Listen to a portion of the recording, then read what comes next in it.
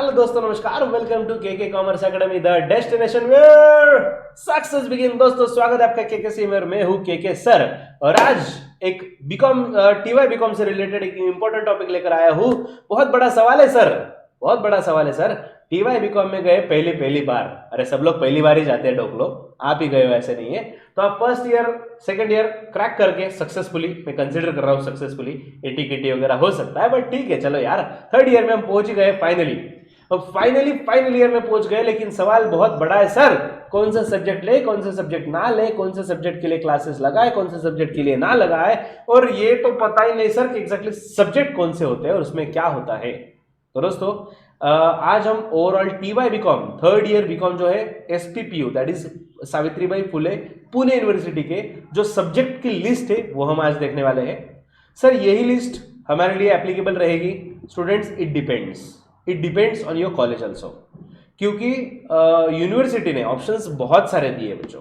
Subject में इतने option दे दिए हैं कि मतलब इतने ऑप्शन देंगे कि आप कंफ्यूज हो जाओगे कौन सा सब्जेक्ट पढ़े और कौन सा सब्जेक्ट ना पढ़े। ऐसा कुछ किया है आपके साथ यूनिवर्सिटी ने। लेकिन प्रैक्टिकली स्पीकिंग, जो कॉलेज में आप अपीयर होगे, मतलब जहां पे आपने एडमिशन लिया होगा, रिस्पेक्टिव कॉलेज के हिसाब से आपको पहले कंफर्मेशन लेना पड़ेगा कि वहां पे कौन से सब्जेक्ट्स अवेलेबल है। क्योंकि अगर 10-10 ऑप्शन दोगे तो 10-10 सब्जेक्ट के टीचर्स हर कॉलेज को मेंटेन रखना is not practically possible. Okay, so college के हिसाब से भी थोड़ा वेरी करता है। अगर एडिशनली आपको कुछ डाउट रहा तो आप इस नंबर पे कांटेक्ट करके सेशन के बाद पूछ सकते हो। नंबर नोट डाउन कर लो, 8483822271।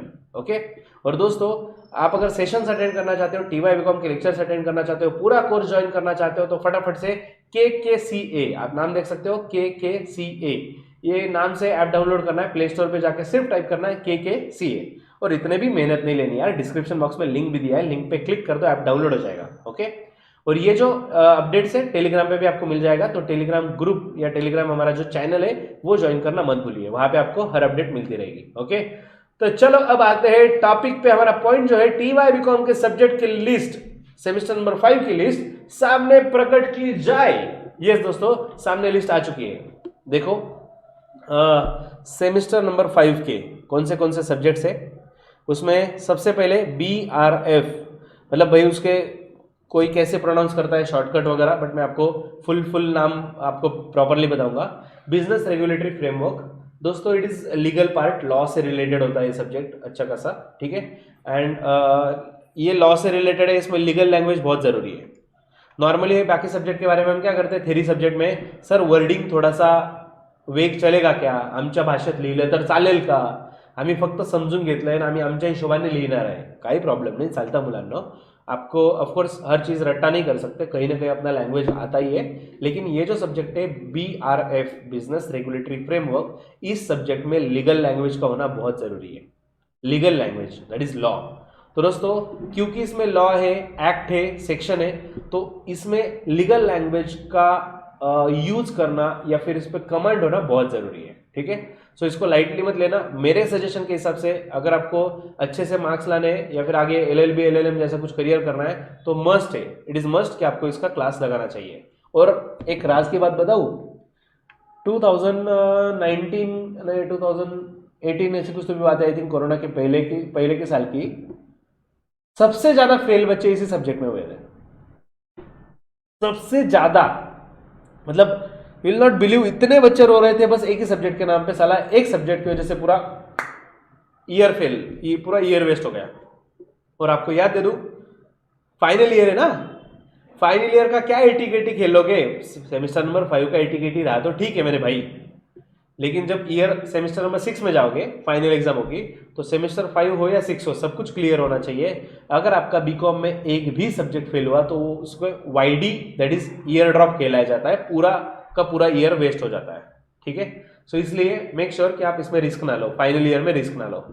नेक्स्ट सब्जेक्ट है एडवांस अकाउंटिंग। नाम ही बता रहा है एडवांस अकाउंटिंग है। अरे 11th में भी था, अरे 12th में भी था, अरे FY में भी था, अरे SY में भी था, लेकिन TY में जो एडवांस अकाउंटिंग है दोस्तों, इसका कोई कंपैरिजन ही नहीं है, इसका कोई बेस नहीं है। 11th-12th में जो जैसे जर्नल एंट्री, लेजर वगैरह था, इसके जैसा नहीं है। एडवांस अकाउंटिंग अलग ही पार्ट है, टोटल सेक्शन ही अलग है।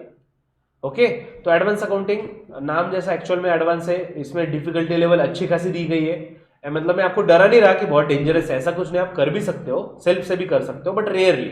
इसमें ट्विस्ट वगैरह ज्यादा है, एडजस्टमेंट्स वगैरह के लेवल ज्यादा है, इसलिए ऑफकोर्स अकाउंटिंग का तो क्लास हर बच्चा लगाता है और इसमें जरूरी है, एडवांस अकाउंटिंग ज्वाइन करना जरूरी है। नेक्स्ट, इंडियन, अभी देखो इकोनॉमिक्स में दो ऑप्शन दिए गए हैं, इकोनॉमिक्स में दो ऑप्शन है, एक है Indian and global economic development और दूसरा ऑप्शन है इंटरनेशनल इकोनॉमिक्स। तो भाई आप इंडिया का इकोनॉमिक्स सीखना चाहते हो या इंटरनेशनल, या आप डिसाइड करो। सर याच्यापैकी सोपं कोणतं आहे? सोपं इंडियन आहे सोपं इंडियन है, अगर आप इजी डिफिकल्ट मतलब आप डिसाइड करो, इंटरनेशनल इकोनॉमिक्स करो तो भी कोई दिक्कत नहीं है, ठीक है। नेक्स्ट सब्जेक्ट है ऑडिटिंग एंड टैक्सेशन, जो कंपलसरी सब्जेक्ट है, 1 2 3, ये थर्ड कंपलसरी सब्जेक्ट है ऑडिटिंग एंड टैक्सेशन। इसमें नॉर्मली जो सेमेस्टर नंबर 5 है उसमें ऑडिटिंग का पार्ट होता है, थ्योरेटिकल पार्ट, और जो सेमेस्टर नंबर 6 है इसमें टैक्सेशन का पार्ट होता है, और ऑडिटिंग एंड टैक्सेशन ऐसा पूरा सब्जेक्ट बनता है वो। Next, business administration. दोस्तों ये जो सब्जेक्ट है इसमें आप देख सकते हो ABCDEFGHIJKL, अरे बाप रे इतने सारे ऑप्शन, एकदम होलसेल में भर भर के ऑप्शन दे दिए बच्चों।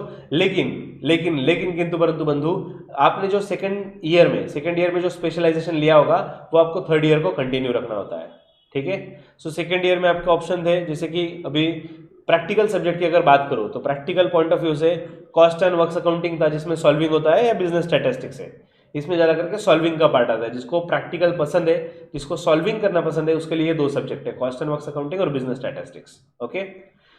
अगर आप आगे फ्यूचर में करियर करना चाहते हो एज अ बैंकर, जिसमें आप IBPS PO या फिर SBI ऐसी कुछ एग्जाम क्रैक करना चाहते हो बैंकिंग की, तो आपके लिए banking and finance subject is also good, okay.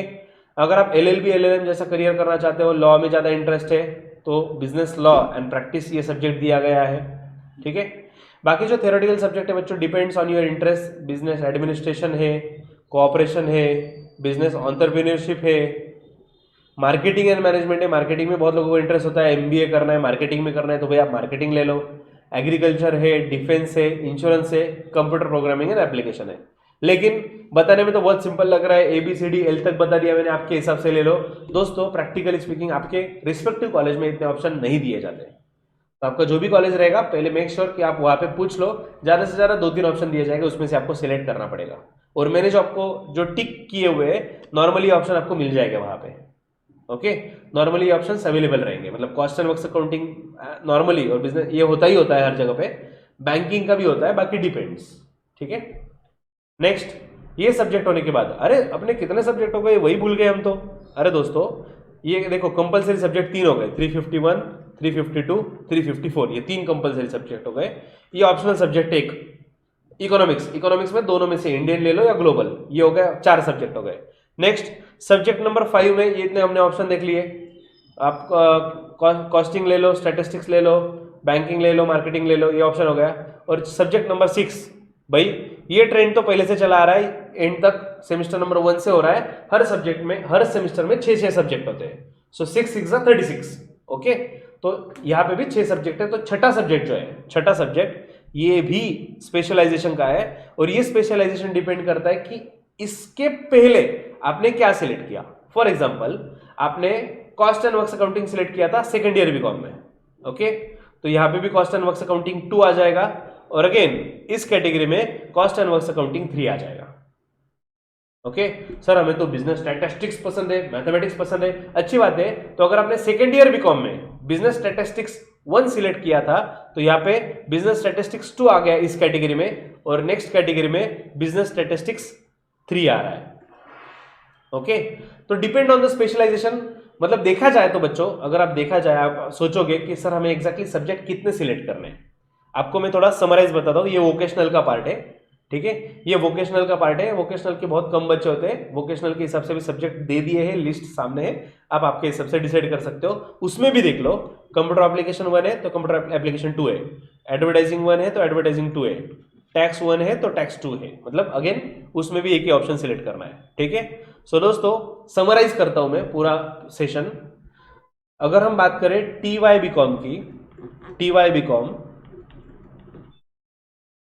Semester 5, बराबर ना, 1 2 3 4 हो गए, सेमेस्टर नंबर 5।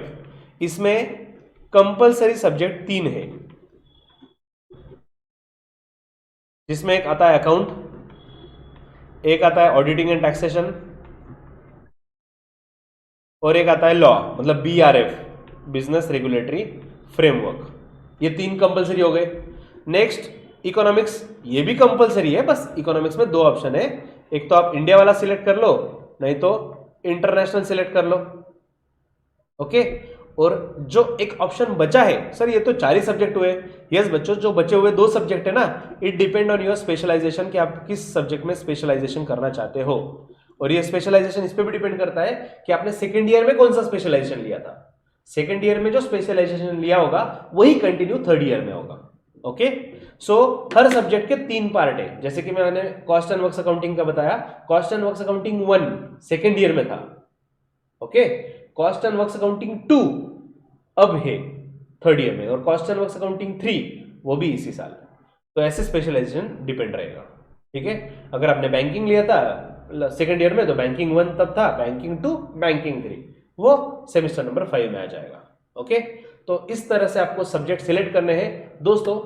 सब्जेक्ट सिलेक्ट करते हुए ऑफ कोर्स स्पेशलाइजेशन के टाइम पे थोड़ा सा सोच समझ के डिसीजन लेना। अगर पर्सनली मेरी बात पूछो आप, सर आपने क्या किया था, बहुत सारे बच्चों का ये भी कमेंट आता है, बाद में पूछते हैं सर आपने क्या लिया था, हमने क्या लेना चाहिए। अगर मेरी बात करें तो मैंने लिया था कॉस्ट एंड वर्क्स अकाउंटिंग, क्योंकि उसमें प्रैक्टिकल नॉलेज बहुत सारा है, रियल लाइफ में एप्लीकेबल होता है, और स्कोरिंग सब्जेक्ट है। सो मेरा आई थिंक 83 समथिंग स्कोर था, कम था या ज्यादा हो तो आप डिसाइड करिए, लेकिन वो अच्छा स्कोरिंग सब्जेक्ट है बच्चों, और उसमें मजा आता है। उसमें प्रोजेक्ट बनाना पड़ता है, प्रोजेक्ट भी बहुत रियलिस्टिक है, मतलब रियल में किसी फर्म का, किसी मैन्युफैक्चरर का डिटेल में स्टडी करना पड़ता है। अगर कोई प्रोडक्ट मैन्युफैक्चर कर रहा है तो उसका कॉस्ट कितना है, उसका कॉस्ट का प्रोजेक्ट रिपोर्ट बनाओ, तो it is interesting subject. Banking का करियर करना है तो बैंकिंग इज ऑल्सो गुड। अगर मार्केटिंग MBA वगैरह कुछ करना है तो उसके लिए वो भी ऑप्शन दिया गया है। बिजनेस स्टैटिस्टिक्स, जिसको मैथ्स में इंटरेस्ट है बच्चों, उसके लिए बिजनेस स्टैटिस्टिक्स भी है। तो ऐसे बहुत सारे ऑप्शंस दिए गए हैं, बट सबसे इंपॉर्टेंट ये आपके कॉलेज में कंफर्म करो कि कौन से ऑप्शंस दिए गए हैं, और वो सोच समझ के आपका सब्जेक्ट सिलेक्ट करिए। और जो भी सब्जेक्ट सिलेक्ट करेंगे, KKCA आपके साथ हमेशा रहेगा। KKCA में एडमिशन बुक करने के लिए फटाफट से आप डाउनलोड कीजिए, हमारे नंबर पे कांटेक्ट कीजिए। हमारी टीम, KKCA की टीम आपको प्रॉपर गाइड करेंगी, और आपके मार्क में वैल्यू एडिशन करने के लिए हम हमेशा रेडी रहेंगे। So students, happy learning with KKCA। Bye bye.